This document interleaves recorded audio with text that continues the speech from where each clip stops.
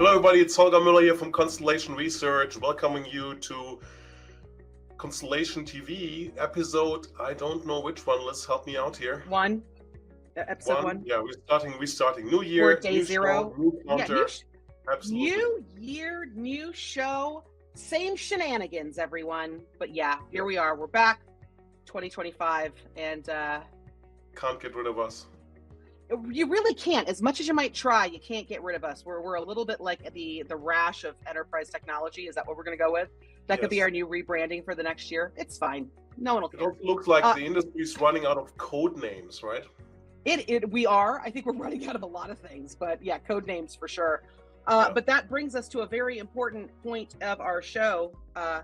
Hey, Holger, what's in the news? What's going on in your world, man?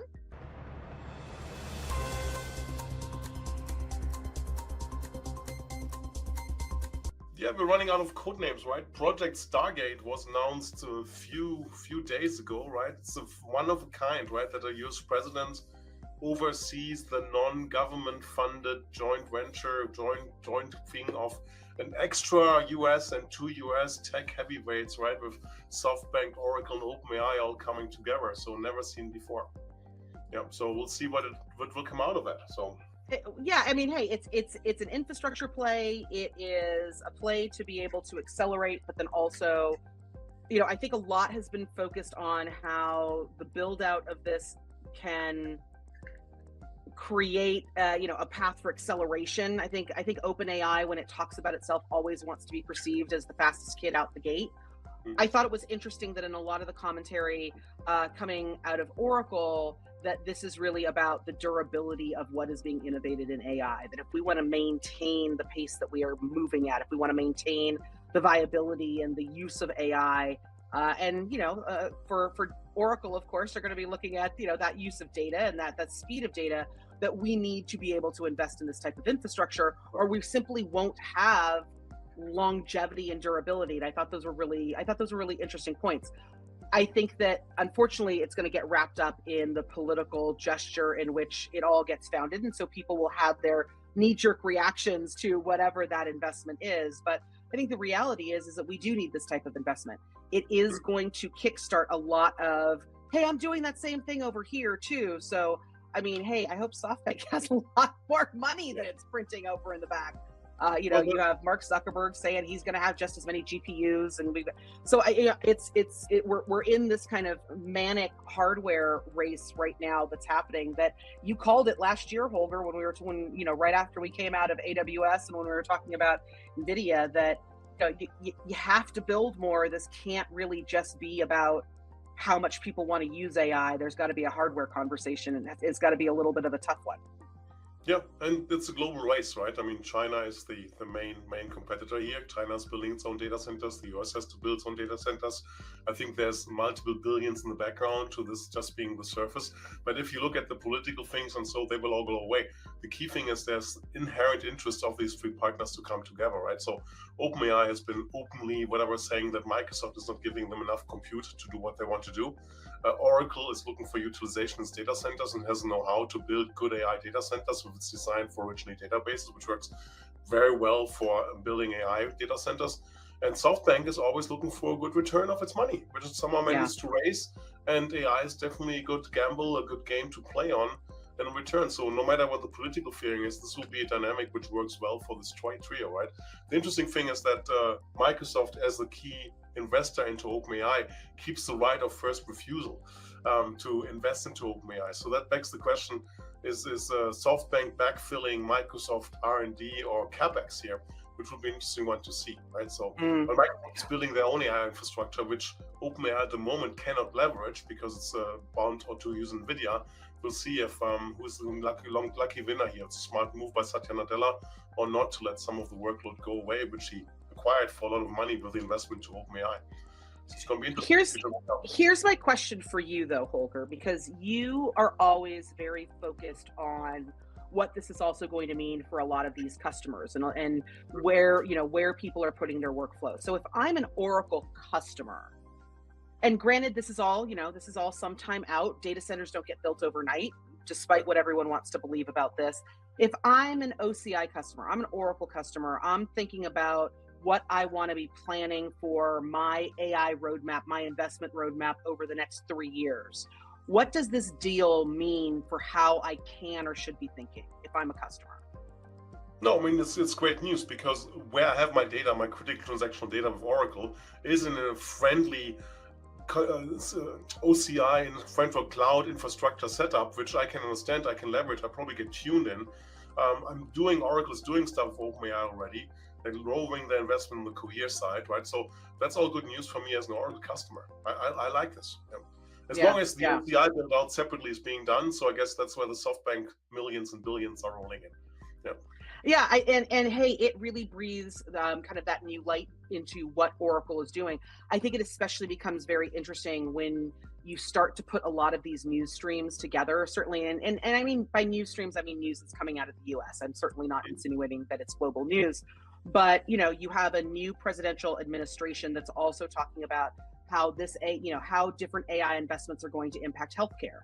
That is not a news line that didn't come likely without some heavy influence from Larry Ellison, who of course has been passionate about turning technology and technologies like AI and data towards that resolution and towards things like healthcare.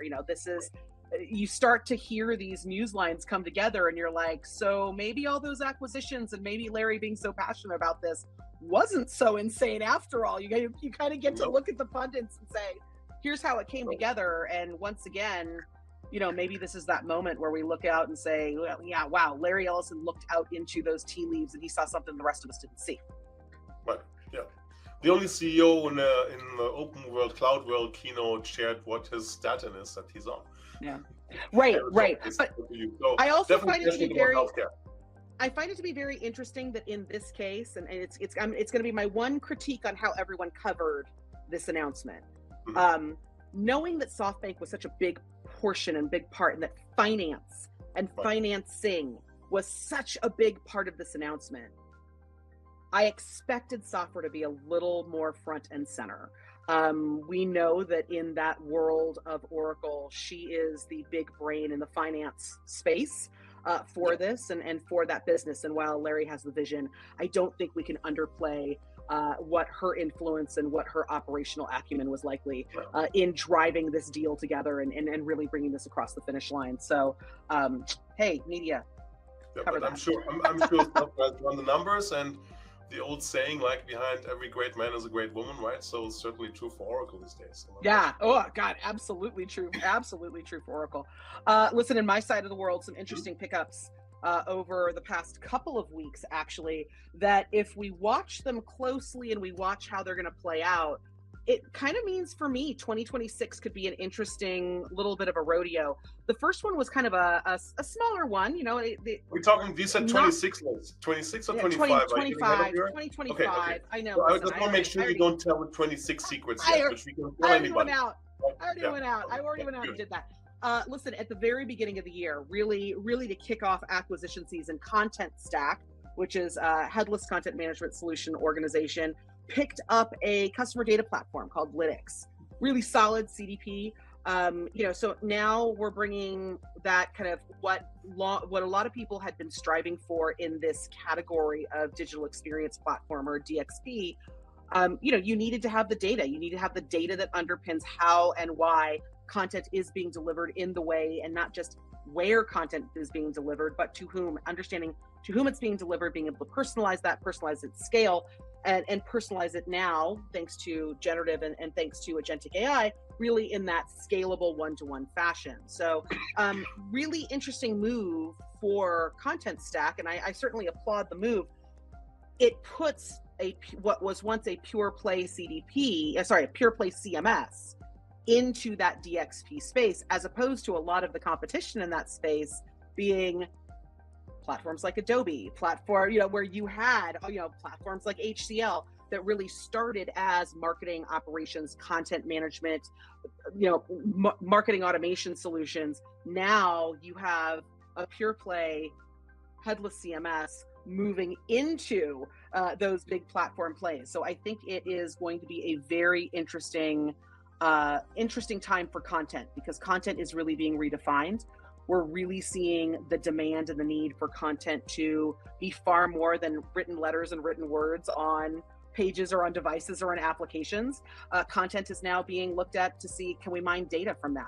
Because again, going back to AI, it's one thing to be able to create things with generative AI. It's a completely other thing to be able to turn AI onto your content and be able to bring data and intelligence back into the business graph because of how that content is being received and consumed across all of the presentation layers in real time, and understanding where that connectivity is of that really smart journey. So like that pickup, also in a much bigger deal, or likely was a much bigger deal, is ServiceNow picking up Hewitt. So again, we see where data and we see where AI are intersecting. So here you have, the platform of platforms, as ServiceNow has builds itself, right? Bringing in some significant AI processes that can be brought in, and they hit the gas there on how they can bring AI functionally into a lot of these solutions. So it's not bringing in a model, it's not bringing in extra people, it really is bringing in a lot of processes that can immediately be applied across the ServiceNow platform and into the various solutions to bring some very interesting AI functionality and automations into the ServiceNow solutions. So right at the heels of that announcement, ServiceNow also announced that they're going to go on a hiring spree. So they're not just buying companies, they're not just buying tech. They are certainly hanging a shingle outside their big office door saying, we're ready to really put some investment behind not just how we sell AI. That's not where the bulk of that hiring and that investment's going to happen. It's how we really apply it and how we integrate it across the platform and how we really look at this from an engineering and a development standpoint. So, something that you often say, Holger, is when they start hiring for people, you just can't hire the salespeople. You've got to hire the people who are, the engineers that are making it happen. Looks like the new head of product development, Amit Zavri, has had a good conversation with Bill McDermott and say, look, we need a little more R&D here. The question I want to know is, right, because ServiceNow mostly runs in on-premise data centers, how are they going to do AI? That's the question I'm waiting for some time with them to answer that. But we'll see. Yeah, I think it's a matter of what. I think the first question to answer there is, what type of AI are you going to do? I think the reality is if you are, and you have long said this, right? If you're going to go out there and say we've got an LLM, you're going to have to show everybody the public cloud on which you are running that. Right. You are going to have to show very quickly how much of that AWS estate that you're going to gobble up. Right there isn't enough space to be able to do that on-prem.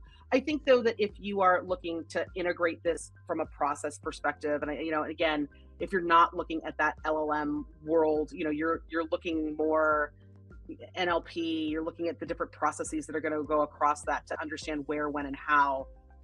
Maybe you've got some more wiggle room there. I think that there's a nuance now to AI and to practical AI. Yeah.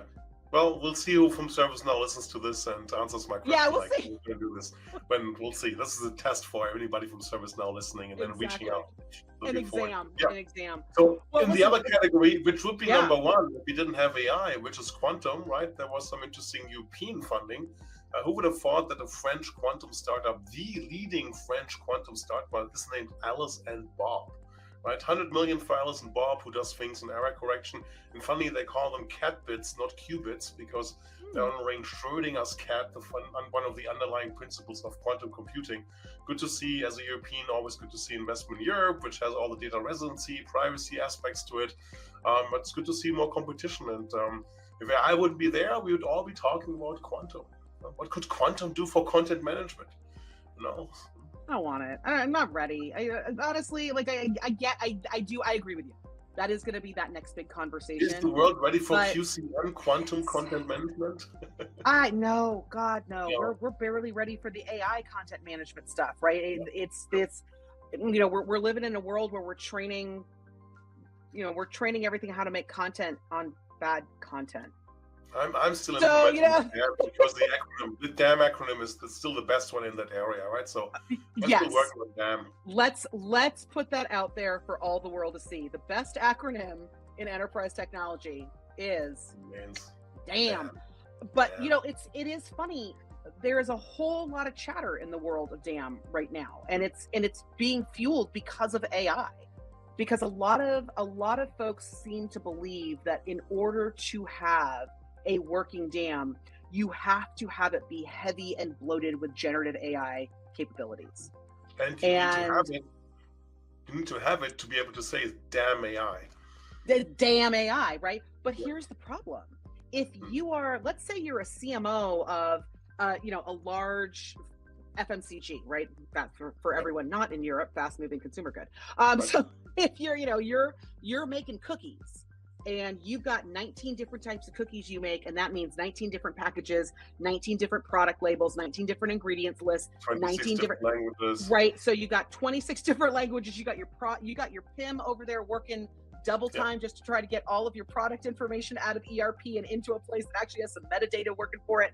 And now you got you've got all these different images, but you're already working, and your whole creative team and everyone who works within your content supply chain already lives and breathes and works on its work output in Adobe. Yep. But you, for some reason, made the decision you're not going to be on assets. You're not going to be in an all Adobe shop. You have another dam that you're going to bring in, right? Why are you worried if that dam has generative AI? Like you're the same people who are out there worrying about the fact that, like, what if my salespeople get generative AI and now they can make whatever brochure they want to make, and that's not going to be within brand standards.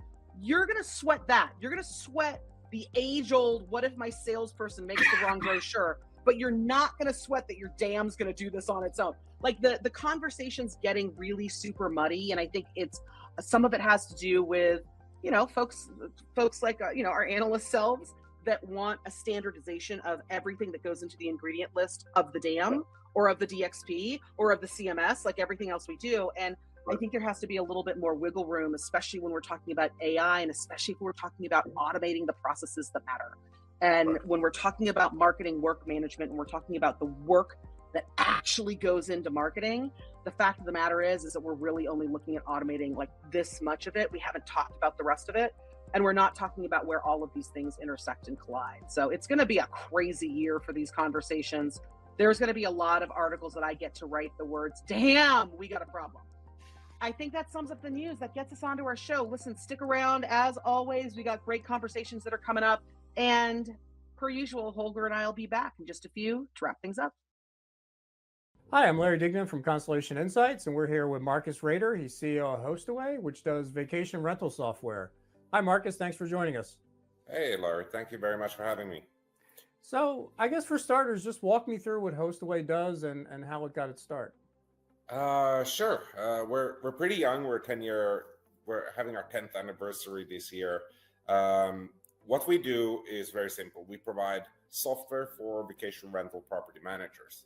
Now, if you've ever stayed at a vacation rental, typically they can fall into either one of two categories. Either it's someone who bought the neighbor's house and is renting it out and they live next door, or, which is way more common, it's managed by a property manager on behalf of the owner who probably lives somewhere else. And these property managers, sometimes they have 10 properties, sometimes they have 100 properties. Our biggest customer has 8,000 properties that they manage in 6 different countries. And they need a platform, a piece of software that can manage their entire operation, from accounting, paying owners, marketing, sales, operations, cleaning. Because one thing that makes vacation rentals very different from the other travel and hospitality industries is that there is no physical presence. When you rent a beach home, you rent it in order to be there privately. Unlike a hotel, which you stay in a hotel because there is a front desk, or an airline, you go with an airplane because they have flight attendants and they have a check-in desk, because there's people there who take care of things if they break down. But what you're looking for in a vacation rental is something that's private and typically remote, which means that all our customers are running remote operations. For that, you need software to know what's going on. And we're partnered with the biggest companies in the space, such as Airbnb, Vrbo, and Booking.com. So it's kind of an ERP system for vacation rentals? Exactly. Okay. And how did this get a start? So we have quite a different story compared to most of our competitors. Most vertical softwares are started by people who who are running a business in a certain industry and then start building tools for that and then start selling those tools. We did the exact opposite. So we're actually software people, but we had no experience whatsoever in vacation rentals when we started this 10 years ago. So our first step was to learn what is short-term rentals, what are vacation rentals all about. So we started renting out properties just to learn, in addition to talking to people. And then we started building the tools. We're so far the only global solution that's really available. There's a couple of really great solutions out there that are quite local. For example, they only have customers in the US or they only have customers in France. And as far as I can tell, we're the only global company. Our first customer was in Portugal. Our first office was in Barcelona, and I'm the CEO. I'm sitting in Miami right now. So you really had to take a child's eye to this, where you were sort of, learning first. What did you pick up in terms of customer experience and UI and things like that since you came to the industry, basically cold? So one of the great things with entering a new industry is that any industry you look at, they will have preconceived notions of how things are supposed to be done or how people think. And some of those truths are true, but the people who call themselves industry experts, they are often the last ones to notice when things change. And that's exactly why so many industries can be disrupted. You have a bunch of people who do whatever they've always been doing. Like, let's say taxi, that's not a new industry, but they were just doing the same cab rides they've been doing for 50 years. And then suddenly Uber came and took everything away. And that's one of the nice things with being new in an industry. You don't have to, you don't have any opinions. You just have to listen to what the customers want, and then you can build that, because you don't have the experience to say, no, we're not going to build that. That's not what you really want. So we were able to very quickly build a platform that was easy to use, but at the same time could adapt to the many different needs that our customers have. So is the platform kind of horizontal or is it more vertical? I know it's industry focused, but if you're plugging into Airbnb and it sounds like you're almost white labeled to some degree, I guess how would you characterize your approach? Is it vertical or horizontal? At least the investors like to call us vertical software as a service, B2B, focused on the SMB segment. It's worth noting that although we can have big customers with, let's say, 500 properties, they would still not be big companies. They would still maybe have maximum 20 full-time employees and another 50 freelancers or contractors in addition to that. So yeah, that's how we categorize our business. Okay, so it's more SM. What are some of the challenges focusing on those smaller companies? One of the great things that has propelled our growth is that we have been able to use the lessons learned from other verticals. And this is something that's incredibly powerful, because if you're building a software for one industry alone, you're probably going to be the first one, or you're doing something that nobody else has done before. But then you can learn from other industries. So we have been looking at vertical SaaS across the world who have been successful and some who have failed, and we learn all our lessons from there. Some of the challenges when it comes to SMB is that you have small business owners typically who may not, first of all, know how to run a business. So think about your any local business. Maybe you have a gas station, maybe you have a nail salon. Some of those people are great at what they're doing, but they may not be the best managers in the world. They may not be the best accountants in the world. They may not be the best HR professionals in the world, because they're just running a gas station. And that's the same thing in any industry. If you focus on SMB, you're going to meet people who are very passionate about the work they're doing, but they do not have all the skills that you have if you're selling to a company with 50,000 employees that has everything set out. They have their own legal team, they have their own HR team, they have their own finance team, and so on. That's one of the challenges. One challenge that quite often comes up in SMB is that if let's say you're building software for nail salons or dentists, then if the business doesn't work out, the business just disappears. And so if a dentist decides to move to a different location, the business just disappears. And that's one of the great things with us, because the real estate assets that our customers manage on behalf of the owner, those are pretty fixed. I mean, when you got that beach house, you can't just pack up the bags and move to a different country and take the beach house with you.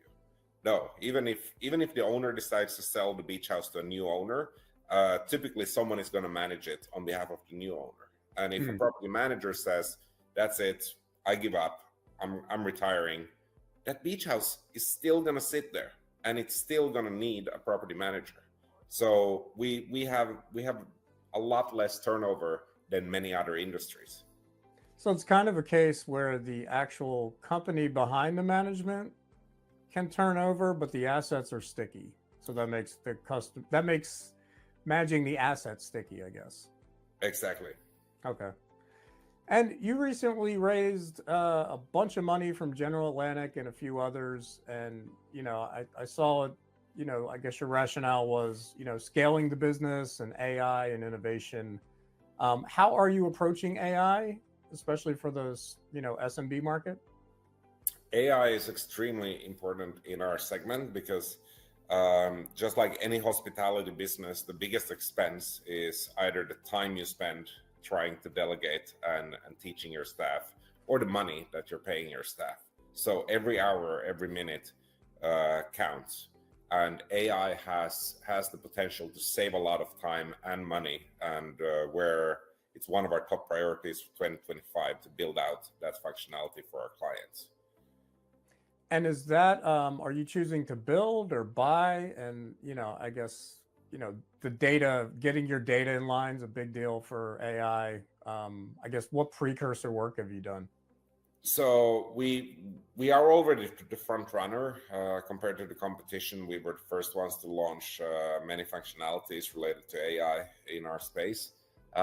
There is certainly room for acquisitions, but one of the things to keep in mind is that just most of these companies that have managed to get a foothold in anything AI related, they're usually no older than 2 years old, which means everything they build can be probably built by someone else in less than 2 years. And that's a bit of a challenge for acquisitions. And also, typically their businesses are not that big, so it would be a technology acquisition only. But if the technology is something that's very easy and quick to build, which is the whole driver behind AI, that development will be fast, then the question is, does it make sense to actually acquire that rather than build it yourself? Yeah, so it's more about organic. It's a double-edged sword. With AI, you can quickly enter a market, and you can quickly build the product for AI purposes because you got all the frameworks ready. But then anyone else can copy that. And if you want to be acquired, you're essentially going to be just selling your technology, which if you're basing it on OpenAI, it's not even your technology, so you don't even own it. So it's a bit of a double-edged sword right now for AI related vertical companies. How much do you think about process in terms of efficiency with property management, and how do you use AI to build that into the software? Great question. So we first of all, internally within our company, efficiency is everything that we work for, and that's why we wanted to build this company. We hate inefficiencies, especially when a company makes a decision and then 2 years later revert it, and everyone has to change, and then you revert it again, and then you have to do the same thing. You're basically paying 3 times the price and time to reach the same end goal. That's my definition of inefficiency, and that's absolutely terrible. And I see, of course, a lot of smaller property managers struggle with that. Their business is doing well until one day it isn't, and they don't know why. And there's a ton of people out there who are more than willing to tell them, hey, if you just give me some money, I will solve all of your problems. I think it's one of the challenges for all business owners, is that whatever your problem is, there's always someone willing to take your money. And we're trying to make it as easy as possible for them to choose the right solution to solve not all of the problems, but most of the problems, at least when it comes to operational efficiency. Okay. What keeps you up at night? Right now, there's not a lot of worries, to be honest. I think our industry, vacation rentals, is very strong. It's moving in the right direction. There was a big, I would say 5-10 years ago, there was a bit of a question of whether people actually, if this is a trend that's gonna stop, or whether people actually prefer staying in vacation homes. And now I think the game is over. 15% of all accommodation takes place in vacation homes, whereas just a decade ago it was less than 5%. So vacation homes are here to stay. At the same time, real estate prices globally are increasing, which means that fewer and fewer people can afford to buy that cottage that every family could buy just 50 years ago. You could buy a second home, but nowadays that's getting harder and harder. So, and at the same time, the people that do own homes, they tend to own more and more expensive homes, which doesn't make sense because you only have 52 weeks every year. You can't, if you got 10 properties, you can't spend 52 Right. weeks at each of those, and they cost money to keep. So to offset those costs, you rent them out. So everything is pointing in the direction of continued success for vacation. All right. Thanks for joining us. All right, thank you. Thanks for sticking around on CRTV.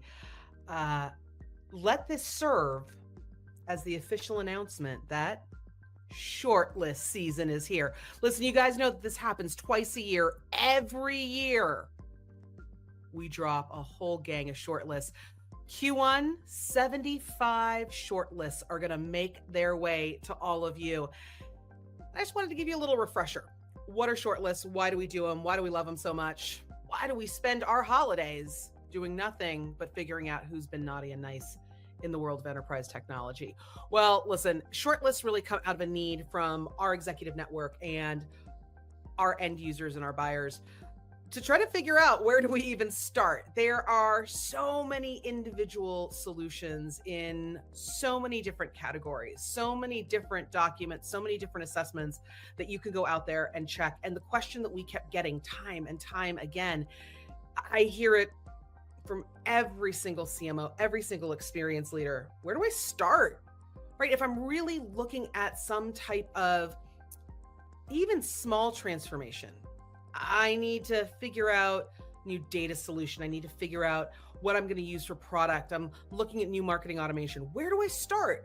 Because there are a lot of really good solutions out there, and there are a lot of really good young solutions out there. There are a lot of really good standby. There's a ton. So where do you start? You start with a Constellation shortlist. It is literally the short list of all the solutions out there that we see in various categories.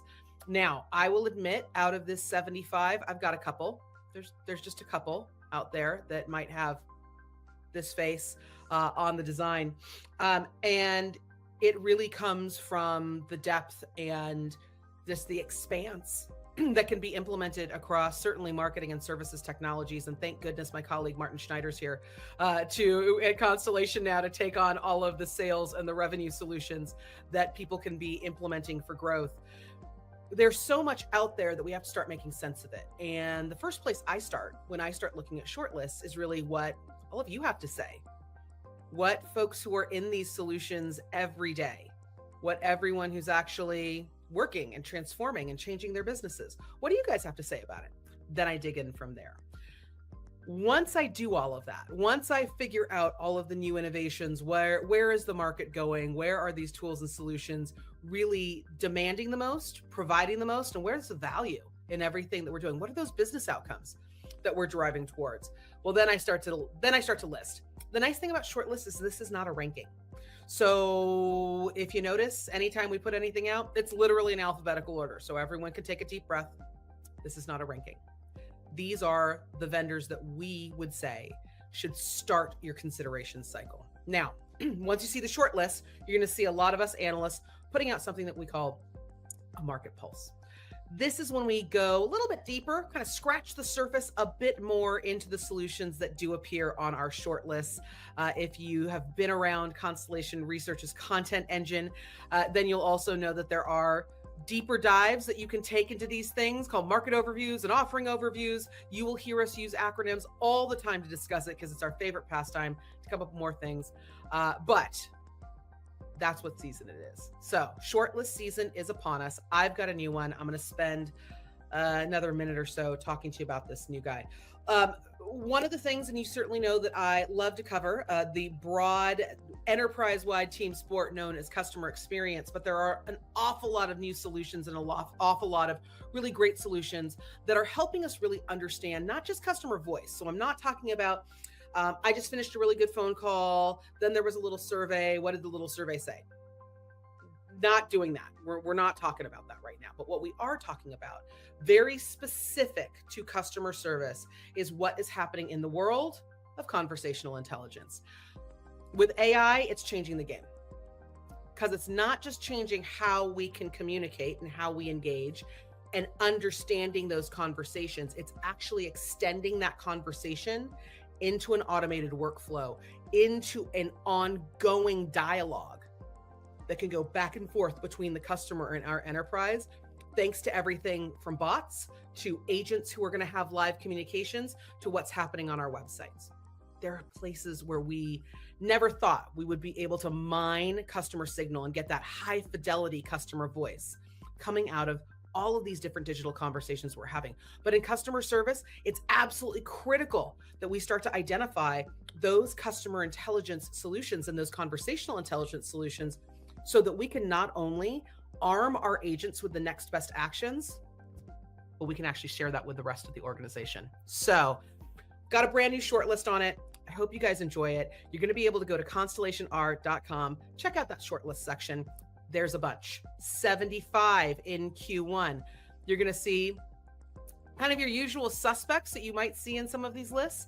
But knowing my fellow analysts around here, you're going to see some wild cards. You're going to see some startups. You're going to see some solutions that you may not have checked out, but are actually really worthy of that second look. So enjoy. We work hard on these. We hope you enjoy them, and we hope they help you weed through a lot of hard decisions. Woo! Holger, episode 3057. Is in the books. In the books! Yay! In the That's can. a pretty great way. It's in the can. We got a whole year of this nonsense coming up. But next up, you guys are going to get taken on a far more elegant, less wild toads ride by our colleagues, Larry Dignan and Martin Schneider, who are going to be up next on the CRTV Talking Block. And with that, I wish y'all farewell. Bye, Holger. Wir machen Deckel drauf. Bye bye. What? It's a new way of in German to finish something. You put a lid on it. Wir machen den Deckel drauf. You're done it. Wir machen den Deckel drauf, Liz. Ciao, ciao. Sounds like you told me to eat something out of a trough. But okay, bye, guys. Put the lid on it. Wir machen Deckel drauf.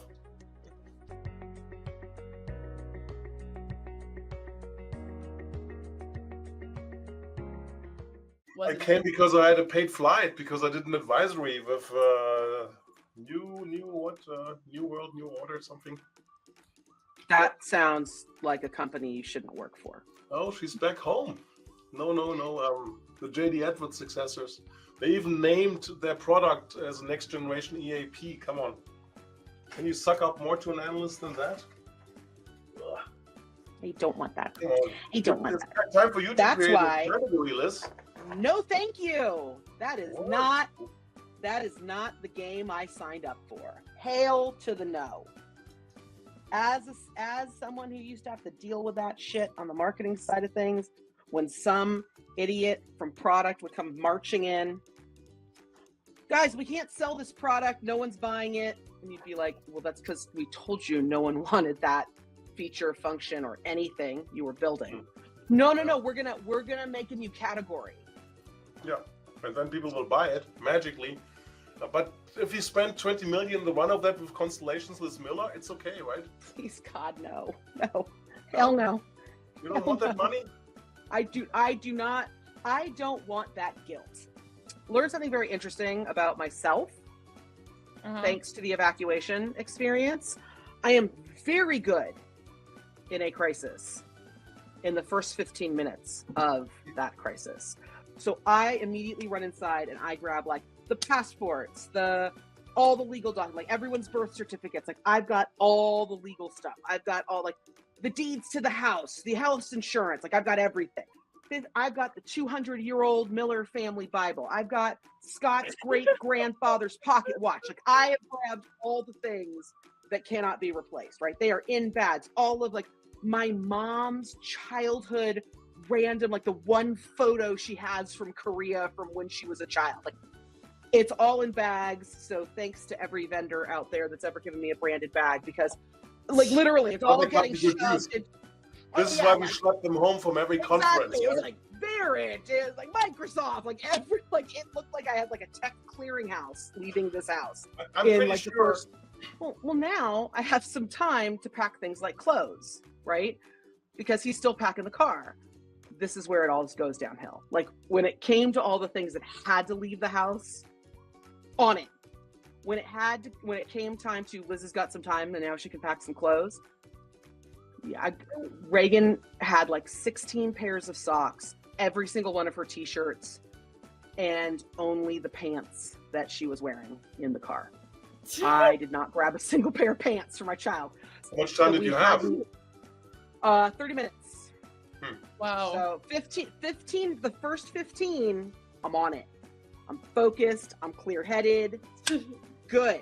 The next 15 minutes where my mind can wander, I'm like, yeah, let's take the Christmas ornament off the Christmas tree. Where I'm like, what the fuck are you doing? Get the fuck out of the house.